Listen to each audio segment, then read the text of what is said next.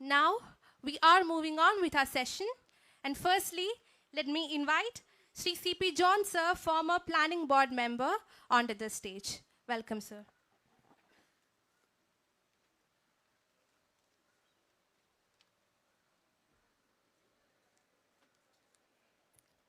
Respected dignitaries on the stage and off the stage, respected cooperative leaders and the leaders of the workers' organization.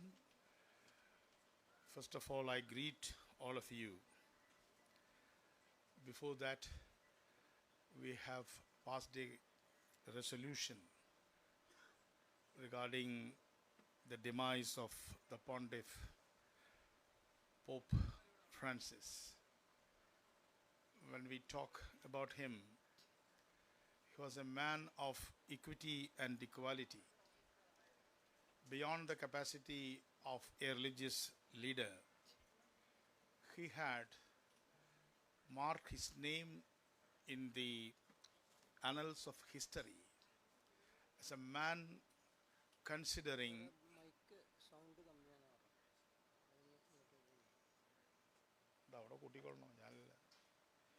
a man who considered the mankind as it is.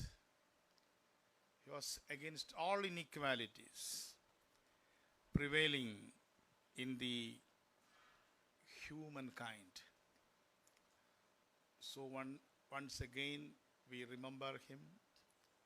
We pay our respect to the demised Pontiff. So welcome you once again. I shall go to my presentation quickly without any pleasantries. I think the medium of speech is in English or in Malayalam. Which language you prefer? Huh? You insist on Malayalam? Okay. Right. Then they cannot understand. You have to give some translators to them. Otherwise, they cannot respond to what we are saying. So I have to speak in Malayalam? ശരി. ഇംഗ്ലീഷിലാണെങ്കിൽ പെട്ടെന്ന് നിർത്തും.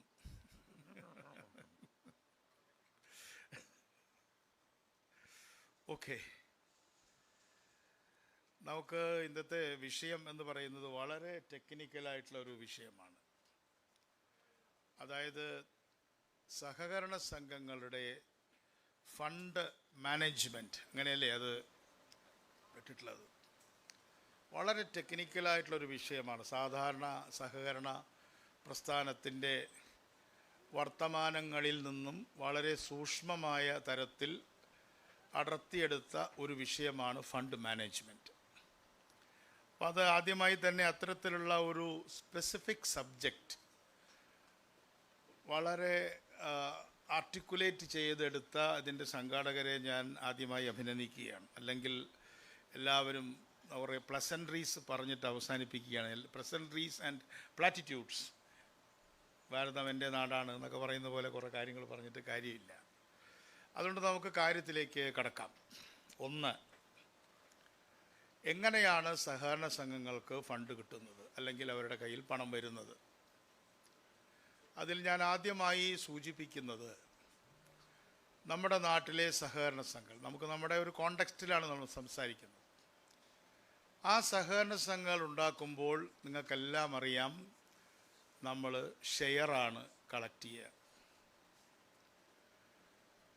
പക്ഷേ നമ്മുടെ നാട്ടിൽ ആ share collect ചെയ്ത് കഴിഞ്ഞാൽ നമുക്ക് എടുക്കാവുന്ന ഷെയറും എടുത്ത ഷെയറും നമ്മളൊരു ഗ്യാപ്പുണ്ട്. ഇന്നത്തെ നിയമം അനുസരിച്ച് എടുത്ത ഷെയറിൻ്റെ 200 ഇരട്ടി അല്ല, സബ്ജക്റ്റ് ടു കറക്ഷൻ. രജിസ്ട്രാർ കൂടെ ഉണ്ടല്ലോ അല്ലേ. നമുക്ക് എടുക്കാവുന്ന ഷെയറിൻ്റെ 200 ഇരട്ടി നമുക്ക് ഡെപ്പോസിറ്റ് സ്വീകരിക്കാം, അല്ലെങ്കിൽ ബോറോയിങ്സ് ആവാം എന്നതാണ്. ശരിയാണോ? ശരിയല്ലെങ്കിൽ ഇപ്പം തന്നെ പറഞ്ഞോളൂ. അപ്പം ഞാനിപ്പോൾ അതിൻ്റെ ടെക്നിക്കൽ എത്ര പെർസെൻ്റ് എന്നുള്ളത് മറന്നേക്കുക. എൻ്റെ പോയിൻ്റ്, നമ്മുടെ റിയൽ ഷെയർ നമ്മുടെ ഡെപ്പോസിറ്റുമായി നോക്കുമ്പോൾ അതിൻ്റെ പെർസെൻറ്റേജ് കുറവാണ്. ഇതാണ് എൻ്റെ ആർഗ്യുമെൻറ്റ്. ബാക്കി പെർസെൻറ്റേജൊക്കെ നമുക്ക് ഡിബേറ്റ് ചെയ്യാം. 100 കോടി രൂപ ഡെപ്പോസിറ്റുള്ള സഹകരണ സംഘങ്ങൾ കേരളത്തിൽ സർവ്വസാധാരണമാണ്. പക്ഷേ അതിൽ എത്ര പേർക്ക് 2 കോടി ഷെയറുണ്ട്, ഷെയർ വാല്യൂ ഉണ്ട് എന്നുള്ളത് നമ്മൾ ചർച്ച ചെയ്യണം. അതിലൊരു അബദ്ധം, അബദ്ധമല്ല, ഒരു തീരുമാനം നമ്മൾ പണ്ട് എടുത്തു. പണ്ട് ലോൺ എടുക്കുമ്പോൾ നല്ലൊരു ശതമാനം ഷെയർ പിടിക്കുമായിരുന്നു. അതിൽ എങ്ങളുടെയെല്ലാം നേതാവായിട്ടുള്ള MVR ഉള്ള സമയത്ത് തന്നെ നമ്മളെല്ലാം തുറന്ന് നമ്മൾ ചർച്ച ചെയ്യണം. ലോൺ എടുക്കാൻ വരുന്നവരുടെ പ്രയാസം മനസ്സിലായിക്കൊണ്ട് 1 ലക്ഷം രൂപ ലോൺ എടുക്കുമ്പോൾ 10,000 രൂപ ഷെയർ പിടിക്കരുത്, ചെറിയ ഷെയർ പിടിച്ചാൽ മതി എന്നൊരു തീരുമാനമെടുത്തു. നമ്മൾ ലോൺ എടുക്കാൻ വരുന്നവരിൽ നിന്ന് കൂടുതൽ ഷെയർ പിടിക്കണമെന്നല്ല ഞാൻ പറയുന്നത്. അതപ്പോൾ നമ്മൾ ബാക്കിയുള്ളവരെല്ലാം കാഴ്ചക്കാരായിട്ടിരുന്നാൽ മതിയല്ലോ. എല്ലാം നമ്മൾ സൈലൻറ്റ് സ്പെക്ടേറ്റേഴ്സാണ്. ഇപ്പോൾ ഒരു സ്ലീപ്പിംഗ് മെമ്പർഷിപ്പാണ് നമുക്ക് കോപ്പറേറ്റീവിലുള്ളത്. നമ്മുടെ കോപ്പറേറ്റീവിലെ ഷെയറിൻ്റെ അളവ് എങ്ങനെ വർദ്ധിപ്പിക്കാം എന്നതാണ് ചർച്ചാ വിഷയം. അത് ഡിബേറ്റ് ചെയ്യേണ്ട ഒരു കാര്യമാണ്. ഞാനല്ലാതെ ഒരു കാര്യം അവർ പ്രസ്താവിച്ചു പോവുകയല്ല. ഞാൻ തെറ്റാണെങ്കിൽ ഞാനും തിരുത്താം, അല്ലെങ്കിൽ ശരിയല്ലെങ്കിൽ നിങ്ങൾ പറയണം. അതുകൊണ്ട് നമ്മുടെ ആകെ ഉള്ള ഷെയറിൻ്റെ ഇത്ര ഇരട്ടി മാത്രമേ ഡെപ്പോസിറ്റ് വാങ്ങാൻ പാടുള്ളൂ എന്ന് പറയുമ്പോൾ നിങ്ങൾ വിചാരിക്കും ഡെപ്പോസിറ്റ് കുറയാനാണോ ഞാൻ പറയുന്നത് വെച്ചല്ല, ഷെയർ കൂട്ടാനാണ്. നമുക്ക് സ്റ്റേക്ക് എന്ന് പറയുന്നൊരു സംഗതിയുണ്ട്. ഇപ്പോൾ ഒരു കമ്പനിയിൽ, ഒരു ബാങ്കിൽ, now we have our CEO of Kerala Bank here. He had been working in other banks, അല്ലേ? അവിടുത്തെ ഷെയറിൻ്റെ പെർസെൻറ്റേജ് കോപ്പറേറ്റീവിലെ ഷെയറിൻ്റെ പെർസെൻറ്റേജിനേക്കാളും കൂടുതലല്ലേ എന്നാണ് ഞാൻ കരുതുന്നത്. അപ്പോൾ ഒന്നാമതായി എൻ്റെ പോയിൻ്റ് ഞാൻ അവസാനിപ്പിക്കുകയാണ്. നമ്മുടെ share percentage in money terms must be higher than what it is now. That is the argument. We can discuss it later. രണ്ടാമത്തത് ആണല്ലോ ഫണ്ട്, പിന്നെ ഡെപ്പോസിറ്റ് വരുന്നു. ഇന്നത്തെ പ്രസൻറ്റ് കോണ്ടെക്സ്റ്റിൽ ഡെപ്പോസിറ്റ് വരുന്നുണ്ടോ? എല്ലാ സംഘങ്ങളും 2 കടലാസ് വെച്ചിരിക്കുകയാണ്, വന്നത് പോയത്, വന്നത് പോയത്.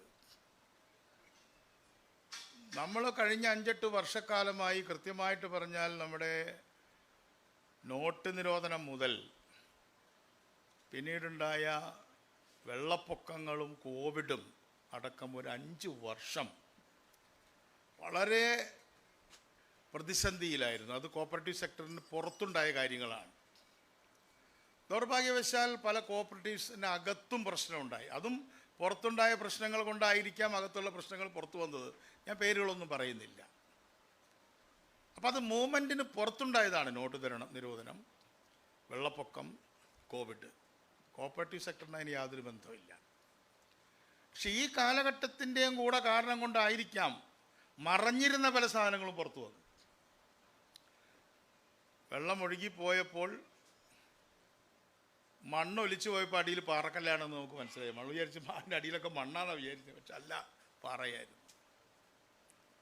എന്തായാലും ശരി, കോപ്പറേറ്റീവ് പ്രസ്ഥാനത്തിൻ്റെ അകത്തും പുറത്തുമുണ്ടായ പ്രശ്നങ്ങളുടെ ഭാഗമായി ഇന്ന് കേരളത്തിലെ കോപ്പറേറ്റീവ്സ് വളരെ ബുദ്ധിമുട്ടിലാണ്. അപ്പോൾ ഞാൻ പ്രൊക്യൂർമെൻറ്റ് ഓഫ് ഫണ്ട്സ് എന്നതിലേക്കാണല്ലോ ആദ്യത്തെ ഭാഗം എൻ്റെ പ്രസംഗം മാറ്റി വെച്ചിട്ടുള്ളത്.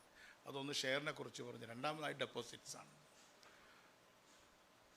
നമ്മൾ ഇവിടെ ചെയ്തുകൊണ്ടിരുന്ന we were managing the surplus in cooperative sector in general as well as in each and every cooperative society. നമ്മൾ പൈസ എന്ത് ചെയ്യും, എവിടെ ഇടും?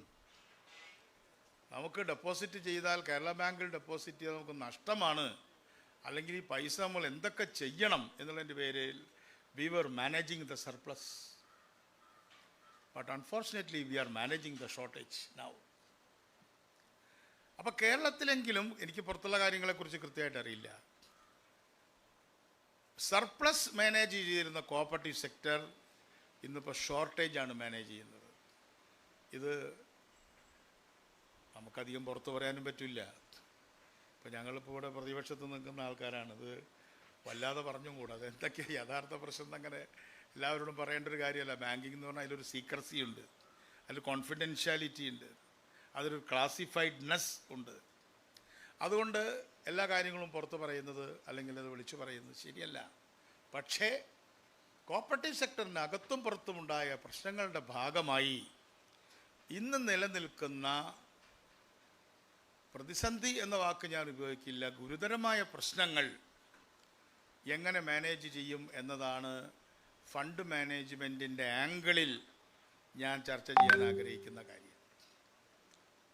അപ്പോൾ എല്ലാ കോപ്പറേറ്റീവ് സൊസൈറ്റിയിലും ഈ പ്രശ്നമുണ്ടോ? ഇല്ല. ചില കോപ്പറേറ്റീവ് സൊസൈറ്റിയിൽ സർപ്ലസ് ഉണ്ട്, ചില കോപ്പറേറ്റീവ് സൊസൈറ്റിയിൽ ഷോർട്ടേജ് ഉണ്ട്. ഇവിടെ ഞാൻ ഗവൺമെൻറ്റിൻ്റെ പ്രതിനിധികളോട്, ഇവിടെ ഉണ്ടല്ലോ, എല്ലാവരും ഉണ്ടല്ലോ, അവരോട് ഞാൻ പറയുകയാണ്,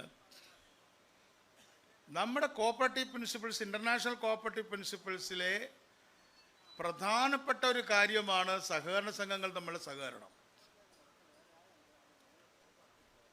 അത് കേരളത്തിലുണ്ടോ?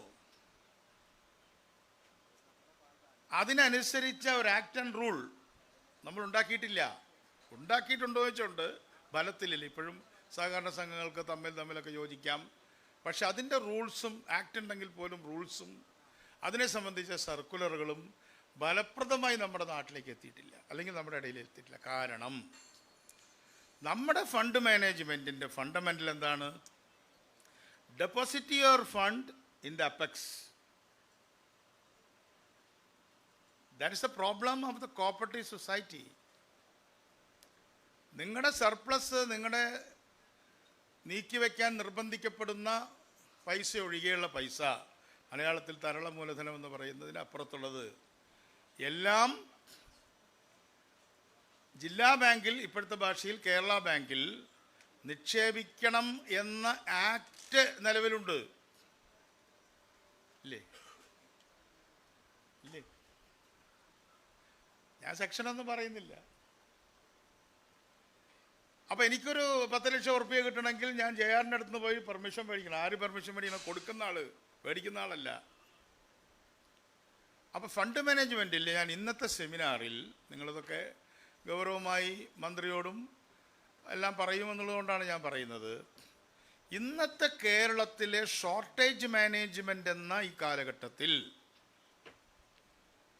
സഹകരണ സംഘങ്ങൾ തമ്മിൽ സഹകരിക്കുക എന്ന സഹകരണ തത്വത്തിൻ്റെ അടിസ്ഥാനത്തിൽ സമാനമരായ സഹകരണ സംഘങ്ങൾ തമ്മിൽ സഹകരിക്കുവാനുള്ള ഉത്തരവുകൾ സഹകരണ ഡിപ്പാർട്ട്മെൻറ്റിൽ നിന്ന് ഇറങ്ങണം. അപ്പം എന്നെ ഇവിടുത്തെ ജെ.ആർ പിന്നെ സഹായിച്ചിട്ടുണ്ട്. എന്നെ സഹായിച്ചു എന്നുള്ള വേറൊരാളെ എൻ്റെ സംഘത്തു നിന്ന് വേറൊരു സംഘത്തു നിന്ന് ഡെപ്പോസിറ്റ് കൊടുക്കാൻ, എനിക്ക് അപ്പുറത്ത് കൊടുക്കാൻ അനുവാദം തന്നിട്ടുണ്ട്. പക്ഷേ ഈ അനുവാദം എന്ന് പറയുന്നത് വല്ലാത്തൊരു ഭയങ്കരമായൊരു സംഭവമാണ്. അത് എളുപ്പത്തിലൊന്നും കിട്ടുന്നൊരു കേസ് കെട്ടല്ല. അപ്പോൾ ഇതിനൊരു ജനറൽ പ്രിൻസിപ്പിൾ, കോപ്പറേറ്റീവ് പ്രിൻസിപ്പിൾസിലെ cooperation between cooperative societies must be taken seriously in the present context. അതിനാവശ്യമായ അപ്പെക്സ്, അതേപോലെ തന്നെ അഫിലിയേറ്റ്, അപ്പെക്സ് അഫിലിയേറ്റ് എന്നുള്ളതിൽ നിന്നും കോപ്പറേറ്റീവ് സൊസൈറ്റീസ് എന്ന ഒരു രീതിയിലേക്ക് കാര്യങ്ങളെ കൊണ്ടുപോകണം എന്നതാണ് എൻ്റെ രണ്ടാമത്തെ കാര്യം. ഞാനെല്ലാം കേരള കോണ്ടെക്സ്റ്റിലാണ് സംസാരിക്കുന്നത്, ഒരു കോണ്ടെക്സ്റ്റിലല്ലാതെ സംസാരിച്ചിട്ട് വലിയ കാര്യമില്ല. മൂന്നാമത്തെ വിഷയം, ഇത്തരത്തിലുള്ള ഫണ്ട് മാനേജ്മെൻറ്റിൽ തന്നെ എന്താണ് ഇന്ന് കേരളത്തിലെ ക്രെഡിറ്റ് അല്ലെങ്കിൽ സർവീസ് കോപ്പറേറ്റീവ് സൊസൈറ്റികൾ ഒഴികെയുള്ള, ബാങ്കൊന്നും ഉപയോഗിക്കാൻ പാടില്ല എന്നൊക്കെ പറഞ്ഞിട്ട് ഇറ്റ്സ് എ ഡിഫറെൻറ്റ് മാറ്റർ. ആ സൊസൈറ്റികൾ ഒഴികെയുള്ള 13,000-ഓളം കോപ്പറേറ്റീവ് സൊസൈറ്റികളുടെ പ്രശ്നം ഇപ്പം എന്താണ്? അവരനാഥരാണ്. കേരള ബാങ്കിൽ ചെന്നാൽ എന്നെയൊക്കെ സെക്യൂരിറ്റി പിടിച്ച് തള്ളിക്കളയും. എനിക്ക് തടിയൊക്കെ കൂടുതലുണ്ട്, ചിലപ്പോൾ ചെയ്യില്ലായിരിക്കും. ഞാനവിടെ ആരുമല്ല, പണ്ടങ്ങനെയല്ല, എനിക്കവിടെ വോട്ടുണ്ടായിരുന്നു. ഞാനെന്ന് പറയുന്നൊരു കോപ്പറേറ്റീവ് സൊസൈറ്റിയുടെ പ്രതിനിധി. എൻ്റെ കോപ്പറേറ്റീവ് സൊസൈറ്റിയുടെ സെക്രട്ടറി ചെന്നാൽ പോലും സാറേ ഇരിക്കൂ എന്ന് പറയാൻ അവിടുത്തെ സാധാരണ ജീവനക്കാരൊക്കെ വരും. കാരണം അവരുടെ പൈസ അവിടെ ഉണ്ട്, ഷെയർ അവിടെ ഉണ്ട്, അതിൽ വോട്ടുണ്ട്. ഇന്ന് ഷെയർ അവിടെ ഉണ്ട്, പക്ഷെ വോട്ടില്ല. ഇതെന്ത് കോപ്പറേറ്റീവ് പ്രിൻസിപ്പിളാണ്? What is the principle behind it? That's my pertinent question. I have share in an apex body, but I have no vote. The facilities which we were having are not with us now. Like our OD, overdraft. ഇപ്പം ഞാൻ എൻ്റെ സൊസൈറ്റിയുടെ president എന്ന നിലയ്ക്ക് പറയുകയാണ്. എനിക്ക് 2 കോടി രൂപയിലധികം ഓടി ഉണ്ടായിരുന്നു തിരുവനന്തപുരം കോപ്പറേറ്റീവ് ജില്ലാ ബാങ്കിൽ നിന്ന്. അത് കൃത്യമായി പലിശ സഹിതം തിരിച്ചടച്ചു. പക്ഷെ എനിക്ക് ഓടി കിട്ടാൻ വേണ്ടി ഞാൻ മുഖ്യമന്ത്രി അടക്കം പോയി കണ്ടു. ദോഷം പറയരുതല്ലോ, അദ്ദേഹം എല്ലാവരോടും കൃത്യമായി ഞാൻ വിചാരിച്ചക്കാളും സ്പീഡിൽ താഴത്തേക്ക് എത്തി. പക്ഷേ പണ്ട് റേഡിയോ കേട്ടവർക്ക് അറിയാം, ഫുട്ബോൾ കമൻട്രിയിൽ പറയും ഒന്നും സംഭവിച്ചില്ല, പന്ത് പുറത്തേക്ക് അടിച്ചുപോയി. ഞാനെന്ത് ചെയ്യും? The facilities we were enjoying are not being enjoyed by 13,000 cooperative societies in Kerala. ഇത് ഞങ്ങളുടെ സൈഡിൽ നിന്ന് ചിന്തിക്കുമ്പോഴാണ്. കേരള ബാങ്കിൻ്റെ സൈഡിൽ നിന്ന് ചിന്തിക്കുമ്പോഴോ അവർക്കും നഷ്ടമാണ്. ഞങ്ങളായിരുന്നു അവരുടെ ട്രസ്റ്റഡ് കസ്റ്റമേഴ്സ് അല്ലേ? താങ്കൾ you are not here. Kerala ബാങ്കിൻ്റെ അല്ലെങ്കിൽ സ്റ്റേറ്റ് കോപ്പറേറ്റീവ് ബാങ്കിൻ്റെ, ജില്ലാ ബാങ്കിൻ്റെ ട്രസ്റ്റഡ് കസ്റ്റമേഴ്സ് ആയിരുന്നു cooperative societies. Now we have become unwanted elements in the verandas of the apex. അപ്പോൾ ഫണ്ട് മാനേജ്മെൻ്റ് എന്നുള്ള വിഷയം നിങ്ങൾ തിരഞ്ഞെടുത്തത് ഞാൻ അഭിനന്ദിക്കാൻ കാരണം, എനിക്ക് കേരള ബാങ്ക് ഉണ്ടാക്കണോ വേണ്ടി എന്നതിനെക്കുറിച്ചൊക്കെ വേറെ ഒരുപാട് ആശയങ്ങളുണ്ട്. അത് ഞാൻ ഇവിടെ എല്ലാ കാര്യം എല്ലാ ദിവസവും പറയേണ്ട ആവശ്യമില്ലല്ലോ. In the given context, since Kerala Bank is a reality, you have to fine-tune the activities of the cooperative society, I mean Kerala Bank, vis-a-vis the relations with your cooperative society system, not the credit cooperative society, so-called service cooperative societies, which are few in numbers, nearly 1,600. ഇതാണ് എൻ്റെ മൂന്നാമത്തെ വിഷയം. നാലാമത്തത്, ഒരു effective cooperative fund മാനേജ്മെൻറ്റിന് വേണ്ടിയും അതിൻ്റെ പ്രൊക്യൂർമെൻറ്റിന് വേണ്ടിയും ഏതായാലും ഇപ്പോൾ കേരള ബാങ്ക് വന്നല്ലോ. ഈ 13,000-ഓളം കോപ്പറേറ്റീവ് സൊസൈറ്റികൾക്കും ഇനി അതിൽ പെടാത്ത സൊസൈറ്റികൾ, ഇൻഡസ്ട്രിയലോ അതുപോലെ തന്നെയുള്ള സൊസൈറ്റികൾ, എല്ലാ സൊസൈറ്റികൾക്കും കൂടി ഒരു അപെക്സ് ഉണ്ടാക്കാമെന്ന് ശ്രീറാം കമ്മീഷൻ പറഞ്ഞില്ലേ? അപെക്സ് അവിടെ കേരള ബാങ്ക് രൂപീകരിക്കാൻ വേണ്ടി ഉണ്ടാക്കിയ ശ്രീറാം കമ്മീഷൻ മുന്നോട്ട് വെച്ച ഈ അപെക്സ് ഉണ്ടായിരുന്നെങ്കിൽ ഈ ക്രൈസിസ് മാനേജ് ചെയ്യാനായിട്ടുള്ള ഒരുപാട് സൗകര്യങ്ങൾ ഉണ്ടാകുമായിരുന്നു. ഞാൻ കേരള ബാങ്കിൽ ഇരിക്കുന്നവരെ കുറ്റം പറയല്ല, പക്ഷെ കേരള ബാങ്ക് ഉണ്ടാക്കിപ്പോയി. അതുകൊണ്ട് ഫണ്ട് മാനേജ്മെൻറ്റിൻ്റെ കാര്യത്തിൽ ഇനി ഇപ്പോൾ ചെയ്യാവുന്നൊരു കാര്യം, ഇൻ്റർ കോപ്പറേറ്റീവ് ലിങ്കുകൾ ഉണ്ടാക്കുന്ന പോലെ തന്നെ ഈ പറയുന്ന മിസ്ലേനിയസ് കോപ്പറേറ്റീവ് സൊസൈറ്റികളുടെ ഒരു അപെക്സ്, ഈ മിസ്ലേനിയസ് എന്നുള്ളതും അതർ എന്നുള്ളതൊക്കെ ഇപ്പോൾ പൊളിറ്റിക്കലി ഇൻകറക്റ്റായ വാക്കുകളാണ്. ഈ അതർ എന്നുള്ള വാക്ക് തന്നെ ഇപ്പോൾ പറയാൻ പാടില്ല എന്നുള്ള നിയമം. Other is A bad word. We call it other cooperative societies. There is a touch me not ingrained in it. Miscellaneous. That also is not a good word. You have to find a good word for that. അപ്പോൾ അതുകൊണ്ട് apex ഉണ്ടാക്കുക. അപ്പം mini മാഡോട് വന്ന് അവർ ഇതിൻ്റെ കാലങ്ങളിൽ വളരെയധികം പ്രവർത്തിച്ചിട്ടുള്ള ഒരു വ്യക്തിയാണ്. മറ്റൊന്ന്, ഏറ്റവും പ്രധാനപ്പെട്ട കാര്യം, ഞാൻ ഫണ്ട് മാനേജ്മെൻറ്റ്, എൻ്റെ പ്രസംഗത്തിൻ്റെ സമയവും കഴിയായിരിക്കും. I have taken nearly 10 minutes. ഇന്നത്തെ എൻ്റെ പ്രസംഗത്തിൽ ഏറ്റവും പ്രധാനപ്പെട്ട കാര്യമായിട്ട് ഞാൻ പറയാൻ ഉദ്ദേശിക്കുന്ന കാര്യം, നമ്മുടെ കോഓപ്പറേറ്റീവ് സൊസൈറ്റികളുടെ ഫണ്ട് അപ്പെക്സിൽ മാത്രം കൊടുക്കാതെ ലാഭകരമാണെങ്കിൽ എന്തുകൊണ്ട് അപ്പെക്സ് ചെയ്യുന്നത് പോലെ തന്നെ LICയിലും അംഗീകൃതമായ സ്ഥാപനങ്ങളിലും കൊടുത്തുകൂടാ?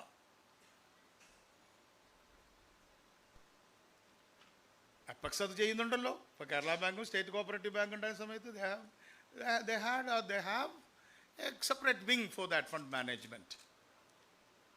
അപ്പോൾ ഒന്നുകിൽ ഗവൺമെൻറ് അതിനു വേണ്ടി ഒരു എക്സ്പെർട്ട് കമ്മിറ്റി രൂപീകരിക്കുക, make an expert committee for that fund management. ഇപ്പം ഞാൻ ഏതെങ്കിലും മ്യൂച്വൽ ഫണ്ടിൽ കൊണ്ടിടണമെന്നൊന്നും ഞാൻ പറയുന്നില്ല. പക്ഷേ LIC ഉണ്ട്, നമ്മുടെ മാത്രമായ KSFE ഉണ്ട്, അതുപോലെ നിരവധി സ്ഥാപനങ്ങളുണ്ട്. ആ സ്ഥാപനങ്ങളിൽ നിക്ഷേപിക്കാനും അതിൽ നിന്ന് മെച്ചപ്പെട്ട ഒരു പലിശ വാങ്ങാനുമുള്ള സംവിധാനം ഉണ്ടാക്കണം. അപ്പോൾ ചില സംഘങ്ങൾക്ക് കൊടുത്തിട്ടുണ്ട്, പൂരാളങ്കലിന് കൊടുത്തിട്ടുണ്ട്, ലാഡറിന് കൊടുത്തിട്ടുണ്ട്, സംഘങ്ങളുടെ ഫണ്ട് മാനേജ്മെൻറ്റ് അവർക്കൊരു % കൂടുതൽ കിട്ടുന്നുണ്ട്. അപ്പം ഇതിനെ സംബന്ധിച്ച് കേരളത്തിലെ പൈസ, കേരളത്തിൻ്റെ CD റേഷ്യോ അല്ല കേരളത്തിൻ്റെ ഡെപ്പോസിറ്റ് മുഴുവൻ ഒരു ഏറ്റവും നല്ല CD റേഷ്യോ ഉള്ളത് കോഓപ്പറേറ്റീവ് സെക്ടറിലാണ് നമ്മൾ പറയുമെങ്കിലും ഇപ്പം V are managing the funds in A financial manor. എല്ലാം കൃത്യമായി വേറെ ഡെവലപ്മെൻറ്റ് മാനറിലേക്കൊന്നും വന്നിട്ടില്ല. അവിടെയാണ് ഞാൻ മറ്റൊരു വിഷയത്തിലേക്ക് കടക്കുന്നത്. എന്തുകൊണ്ട് കിഫ്ബിക്ക് കോഓപ്പറേറ്റീവ് സെക്ടറിനെ ഉപയോഗിക്കാൻ സാധിച്ചില്ല? കിഫ്ബി ഒരു ലക്ഷണമൊത്ത ഒരു കമ്പനിയാണ്. കിഫ്ബി ഇംഗ്ലണ്ടിലൊന്നും പോകേണ്ട കാര്യമൊന്നുമില്ലായിരുന്നു. നമ്മളിപ്പോൾ ഇവിടെ സംസാരിക്കുന്ന കൃത്യമായ വിഷയമായതുകൊണ്ട് ഞാൻ പറയുകയാണ്, കേരളത്തിലെ കോഓപ്പറേറ്റീവ് ഫണ്ട് മാനേജ്മെൻറ്റ് കൃത്യമായി ആക്റ്റും റൂളും അനുസരിച്ച് കൃത്യമായി ഭേദഗതി ചെയ്തിരുന്നുവെങ്കിൽ 9:15 വരെ 8:45 കൊടുക്കാമായിരുന്നല്ലോ കിഫ്ബിക്ക്.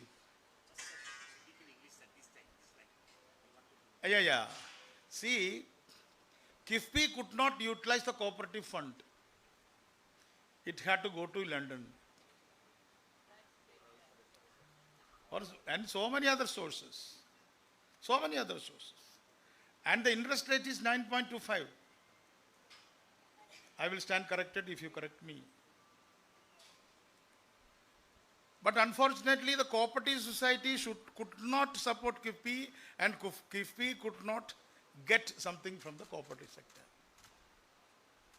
Two-way. അപ്പോൾ അതുകൊണ്ട് എനിക്ക് കിഫ്ബിയോട് പ്രത്യേകിച്ച് വിരോധമൊന്നുമില്ല. കിഫ്ബിയൊക്കെ സംബന്ധിച്ച് വേറെ വിമർശനങ്ങളുണ്ട്. കിഫ്ബിയെ സംബന്ധിച്ച് ഏറ്റവും വലിയ വിമർശനം അത് പ്ലാനിനെ പൊളിച്ചു എന്നുള്ളതാണ്. അതിവിടെ പറയേണ്ട കാര്യമല്ല. കിഫ്ബി എക്സ്പെൻഡിച്ചറിൽ SC/ST ഇല്ല.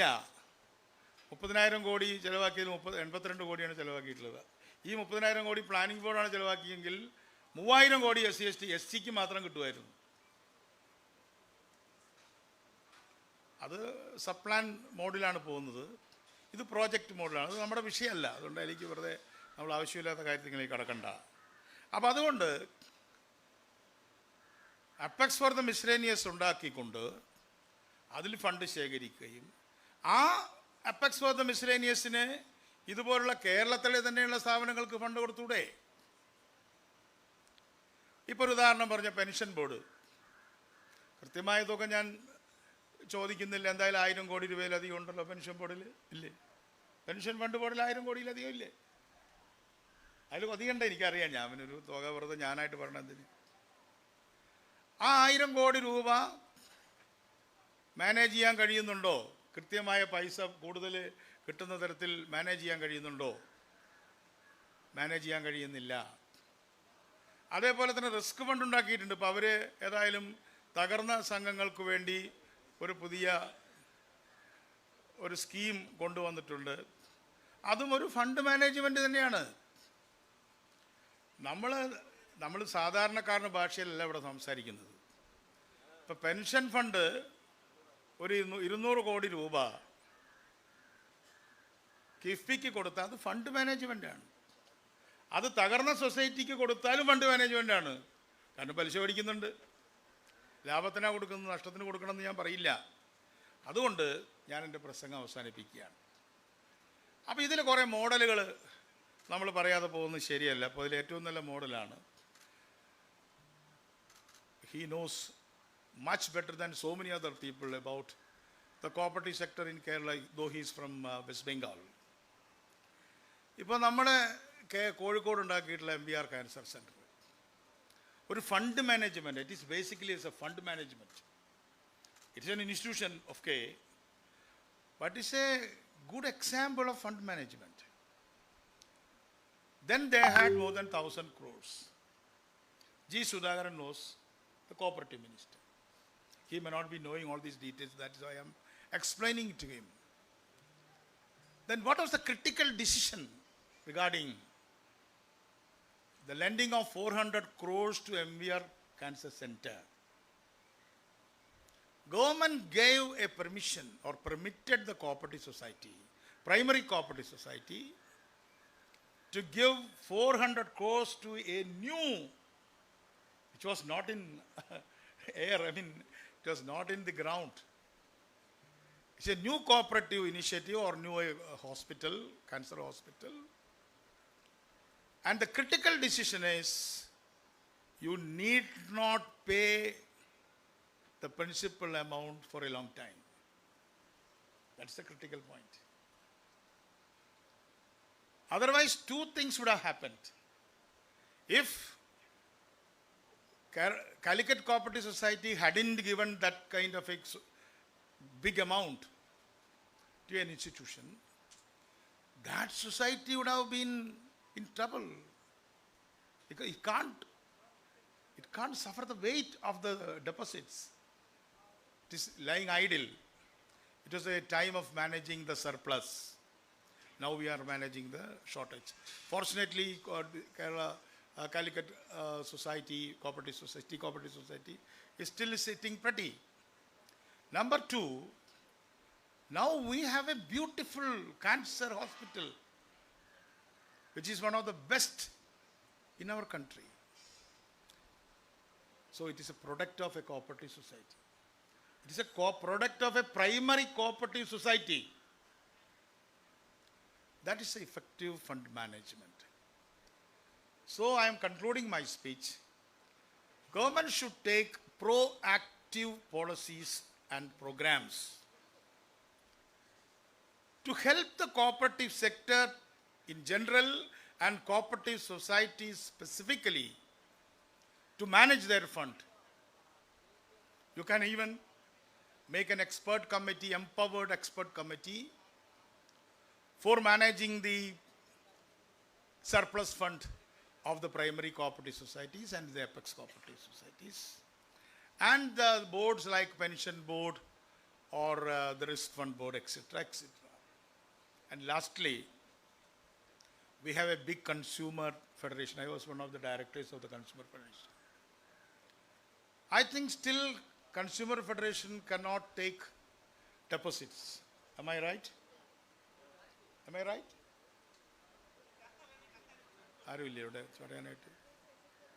Consumer federation can take deposits? No.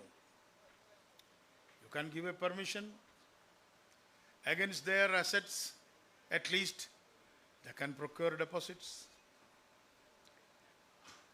Now the card bank, they have the permission to take money,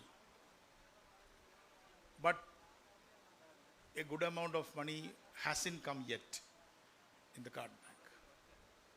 So these are my points, and my last point, but the most important point is the confidence among the cooperators is the main,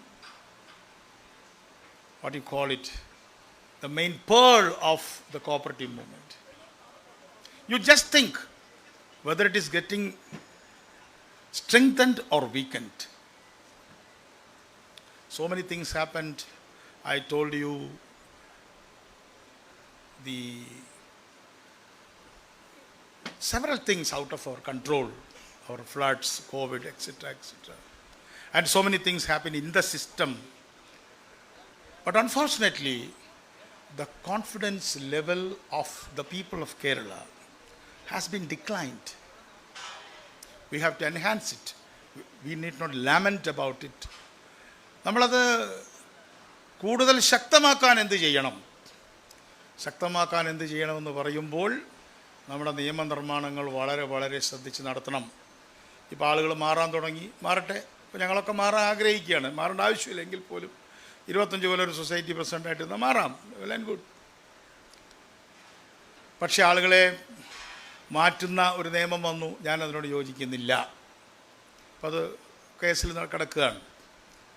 സഹകാരികൾക്ക് ഇഷ്ടമുണ്ടെങ്കിൽ ഒരു സഹകരണ നേതാവിനെ തിരഞ്ഞെടുക്കാനുള്ള അവകാശത്തിൽ government കൈവയ്ക്കാൻ പാടില്ലായിരുന്നു. പിന്നെ അവിശ്വാസം, അത് നേരത്തെ വന്നതാണ്. നേരത്തെ പറഞ്ഞ പോലെ നമ്മുടെ ഗവൺമെൻറ് വന്നപ്പോഴാണ് ഈ അവിശ്വാസം വന്നത്. ഇപ്പോൾ അവിശ്വാസത്തിൻ്റെ മുകളിൽ അവിശ്വാസം. ഇപ്പോൾ അവിശ്വാസം സ്ക്വയേർഡ്. അംഗങ്ങൾക്ക് അവിശ്വാസം കൊടുക്കാം, ഇല്ലേ? അതാണ് ഇപ്പോൾ കാർഷിക ബാങ്കിൽ നടക്കാൻ പോകുന്നത്. ഇത് പ്രൈമറി ബാങ്കിൽ നടക്കാൻ തുടങ്ങിയാൽ എന്തൊക്കെ കേരളത്തിൽ നടക്കും നടന്നതിന് ശേഷം നമ്മൾ ജീവിച്ചിരിക്കുന്നുണ്ടെങ്കിൽ കാണാം. അംഗങ്ങൾ കൂടി അവിശ്വാസ പ്രമേയവുമായിട്ട് കോപ്പറേറ്റീവ് സൊസൈറ്റിയുടെ മുറ്റത്ത് വന്നാൽ അവർ മുറ്റത്ത് നിൽക്കും, ഡെപ്പോസിറ്റേഴ്സ് മോളിൽ പോയിട്ട് പൈസ പിൻവലിച്ചിട്ട് പോകും. അതുകൊണ്ട് സഹകരണ ജനാധിപത്യം, നമ്മളൊരുപാട് തെരുവിൽ യുദ്ധം ചെയ്തിട്ടുള്ളവരാണ്. പക്ഷെ അന്നൊക്കെ വി ഹാഡ് സർപ്ലസ്. ഞാൻ ശ്രീറാമിനോട് പറഞ്ഞു, now we are living in the time of cholera. Love in the time of cholera എന്നൊരു പ്രസിദ്ധമായ ഒരു നോവലുണ്ട്. അന്ന് നോട്ട് നിരോധനം മാത്രമേ ഉണ്ടായിരുന്നുള്ളൂ.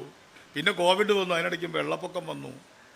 ഇപ്പോൾ കോവിഡും കോളറയും ടൈഫോയിഡും എല്ലാം കൂടെ വന്ന് നമ്മളെ പിടിച്ചുലയ്ക്കുന്ന ഈ സന്ദർഭത്തിൽ നമ്മൾ വളരെ കെയർഫുള്ളായിരിക്കണം. അതേ ഞാൻ പറയുന്നുള്ളൂ.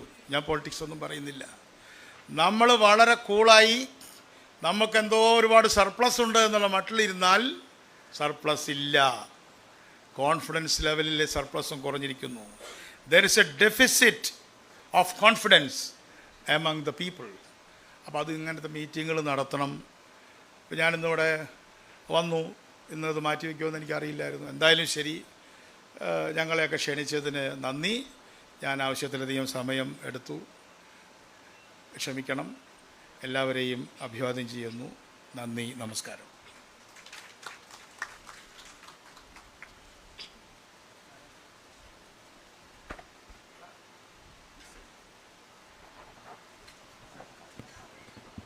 Thank you so much, sir. That was quite insightful. Shri CP John സാറിന് മൊമെൻറ്റോ നൽകുവാനായി സജീവ് കർത്ത സർ അഡീഷണൽ രജിസ്ട്രാറിനെ ക്ഷണിക്കുന്നു.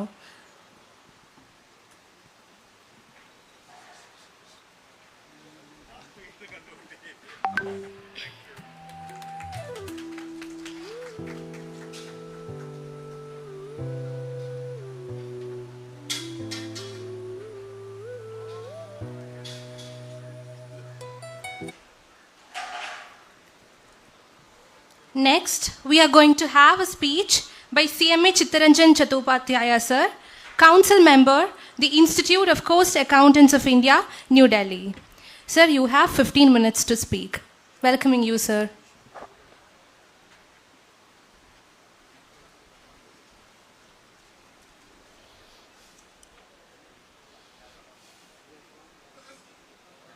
Yeah, no, this is right.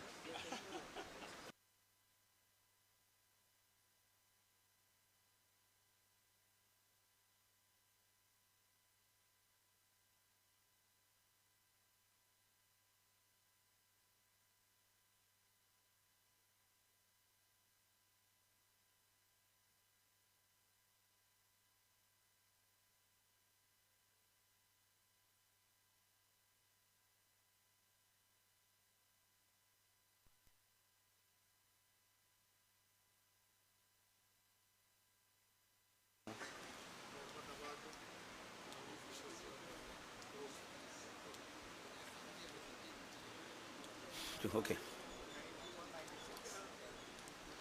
So, Namaskaram. First of all, I beg to be apologized that I will not be able to speak Malayalam. But, of course, my love and affection for this particular cooperatives has brought me here, and I'm really blessed. I'm feeling blessed today. In the presence of Madam Antony, IS, Deputy CEO of KIPD, and definitely Dr. Ajay Kumar Sood, DMD of NABARD, Mr. CP John, Mr. Jay Chako, Mr. Anil Kumar, and I must mention one name for whom I could come here, Mr. Vijay Kumar. Yeah. So, just wait. Wait a minute. Whatever. Cooperatives.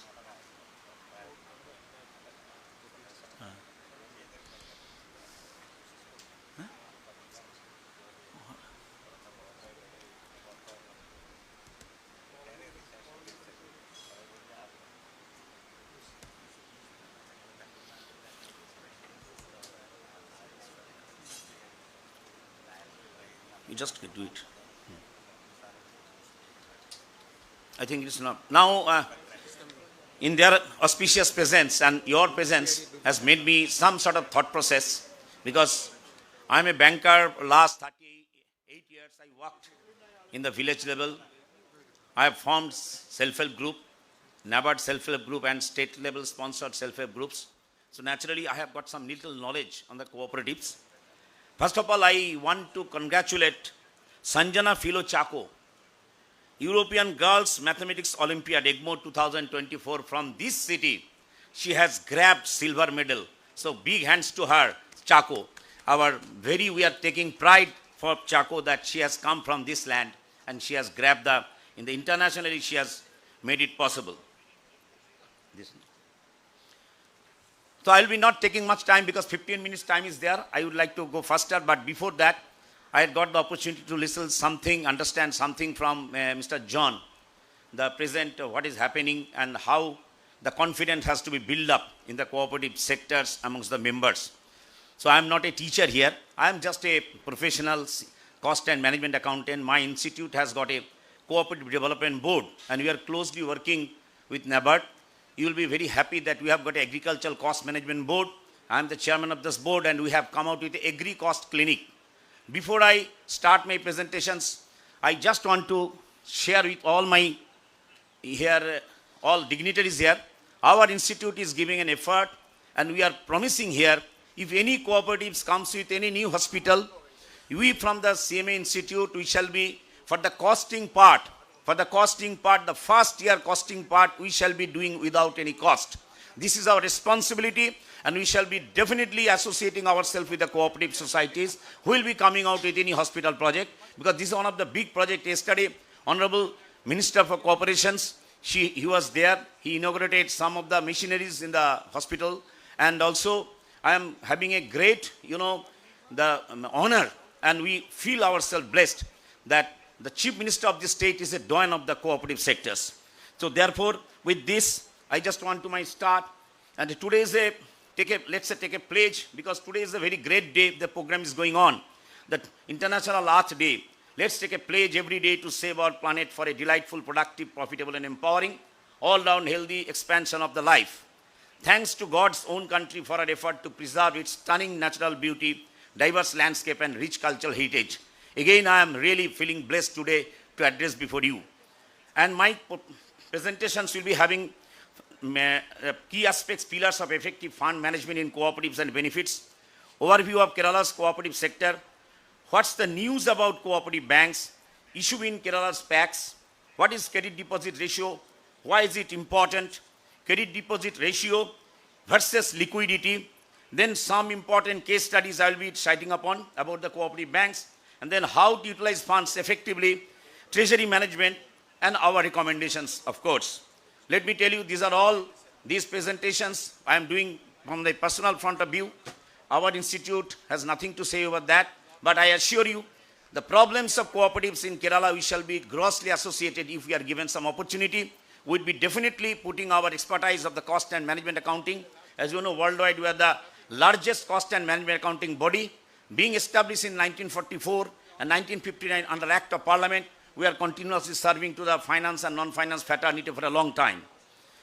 And the key aspect